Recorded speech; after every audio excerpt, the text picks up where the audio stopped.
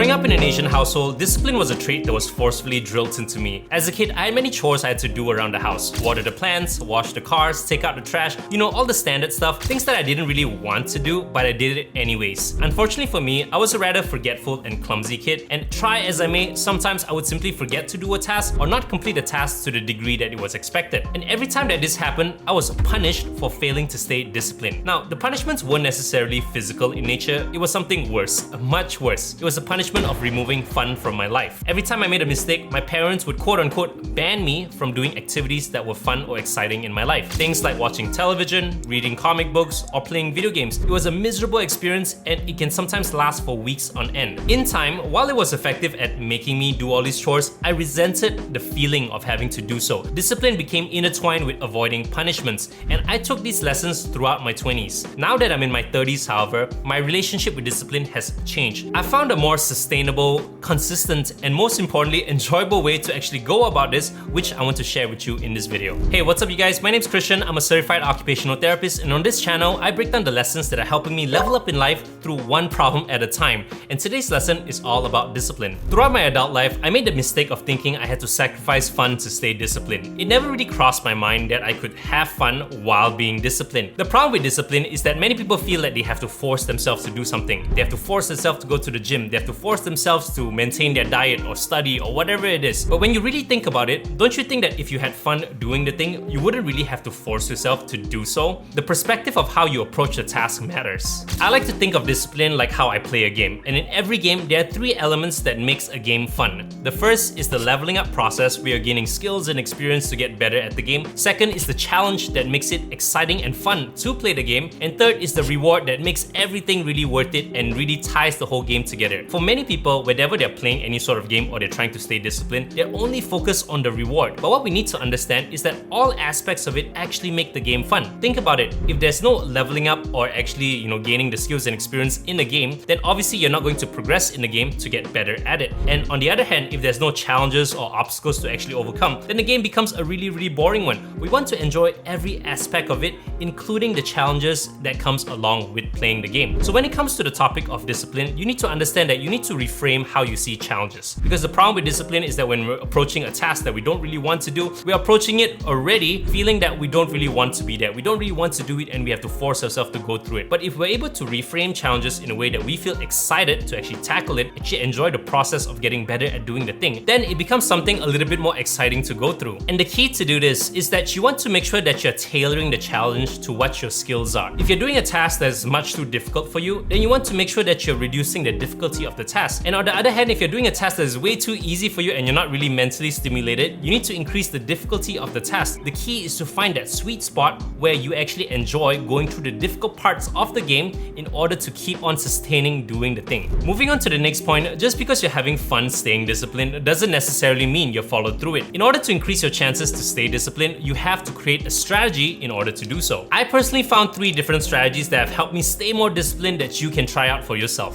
The first strategy you can try out is to create a system for success. Now, a system is simply a set of actions or processes that's going to help you stay on track. For every system, you need 3 things. You need an ideal outcome, a trigger to actually initiate the system, and a reward for completing the system. For example, whenever I'm creating these YouTube videos, I have a system to keep me disciplined with doing so. My ideal outcome is that every single day from Monday to Friday, I spend about 30 minutes to an hour writing down and organizing my ideas for this video. My trigger for actually initiating this system is that every day after I finish dinner, I'm gonna sit at my desk and actually start doing the thing. Every time after I finish dinner, that is the process. And lastly, the reward that I get is that after I finish doing these things, I get to enjoy playing a little bit of video games to, just relax and kick back. Now, these systems are important to keep you consistent doing the thing because initially it's going to be very, very difficult to get into a new habit or a new task. In time, this will eventually change to a habit that's going to feel a lot more natural. But when you're first starting something out, when you don't really feel like doing the thing, you need to have a system in place, a strategy to make sure you're staying consistent doing so. As for the second strategy you can try out is to track your progress.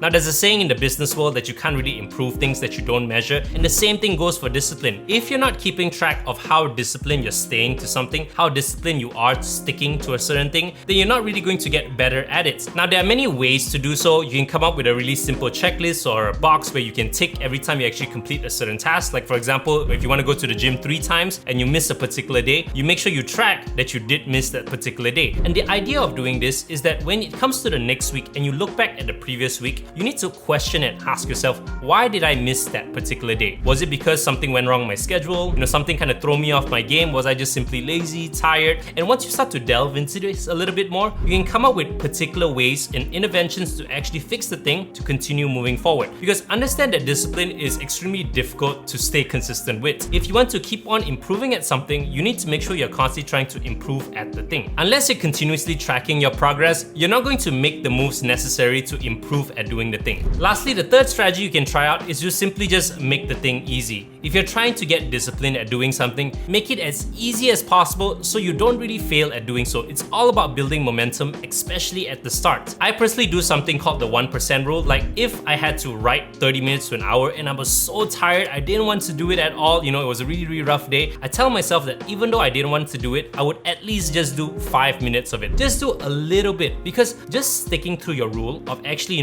doing a little bit every day will compound with time. But whenever you fully stop doing something, when you completely ignore the strategy or the system, that's when things start to kind of cascade and get really difficult in the end. Another thing you can try out is something called the timer method. I actually use this quite a lot when I'm feeling unmotivated to do stuff. Is that if I'm struggling to get started with writing or going to the gym or exercising or whatever, I simply set the timer down for like 5 minutes or something and I just start it. And until that timer finishes, I commit my full focus to doing the thing. The idea here is that once you get started, once you build that momentum, it's going to be easier to keep on going. Understand again, not everything you do is going to be necessarily fun when it comes to discipline, but as you do this more and more, as you're able to get through that initial hurdle, it will eventually become more natural and it will become more fun. For the last part of this video, I want to share the most important part about discipline is that you have to do it for you. When I look back at my life, for the things I managed to stay disciplined with, I was able to stay disciplined because I sincerely did it for myself. And as for the things that I failed at being disciplined at, I did it because I wanted to impress others, or I'm doing it simply for the reward of it. For example, I tried learning how to play guitar because I wanted to look cool performing in front of others. Or I wanted to,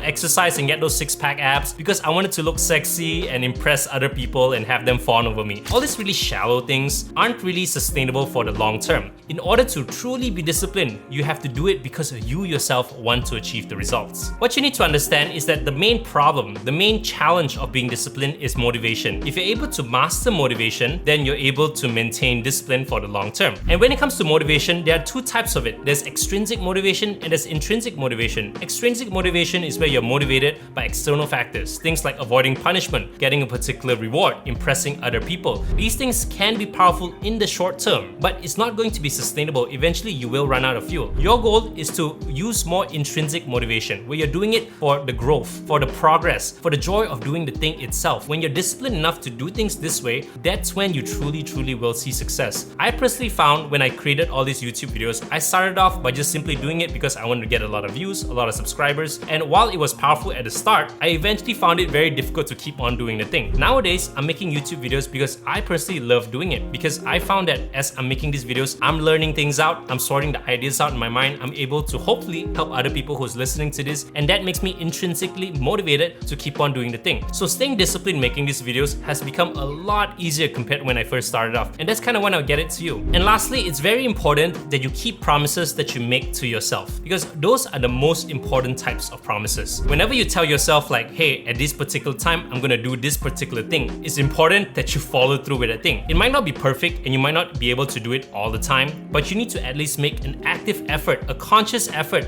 to keep on trying to follow through with that promise. When you keep on breaking promises with yourself, you start to build this relationship where you don't really trust yourself anymore. But if you continuously follow through with your promises, if you're able to follow through with what you tell yourself you're going to do, if you're able to stay disciplined, then your confidence is going to grow and eventually you're going to get better at doing any particular thing. So in conclusion, discipline isn't simply about forcing yourself to do things that you don't want to do. You need to really think things through and see the big picture of it. You want to understand the mindset of how you're approaching something. What is the strategy of you doing it, and making sure that you're staying disciplined because you truly want to do that particular thing. That's about it for today. Thank you so much for watching. If you enjoyed the content, don't forget to like and subscribe to the channel, and go ahead and check out this video over here for more content just like this. As always, my name is Christian Wan. Thank you so much for watching, and I'll see you guys in the very next one. Later.